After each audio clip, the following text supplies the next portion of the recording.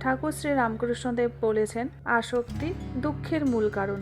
আমরা ভালোবাসি না, আমরা আসক্ত হই। ভালোবাসা শান্তি দেয় আর আসক্তি ভয় দেয়। দুটোর মধ্যে অনেক পার্থক্য। যেখানে ভয় আছে, হারানোর ভয়, কাদার ভয়, একাকিত্বের ভয়, সেখানে প্রেম না, আসক্তি। মা বলেছেন, শান্তি যদি চাও তাহলে কারো কাছে কিছু চেও না। এটাই সম্পর্কের মূল। চাওয়া কমাও, কষ্ট কমবে। সব থেকে বড় সত্য হলো, মানুষ আপনাকে কাঁদাতে পারে কিন্তু ভাঙতে পারে না। ঠাকুর বলেছেন, ঈশ্বরই একমাত্র আসল। মানুষ আসবে যাবে, কিন্তু ঈশ্বর থাকবেন।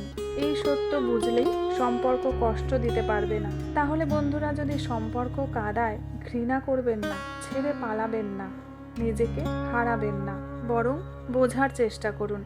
আসক্তি কমান, প্রত্যাশা কমান, নিজেকে ঈশ্বরের কাছে সঁপে দিন। তখন সম্পর্ক থাকবে কিন্তু কষ্ট থাকবে না। তাহলে বন্ধুরা, আশা করছি আজকের এই পুরো ভিডিওটি আপনাদের নিশ্চয়ই ভালো লেগেছে।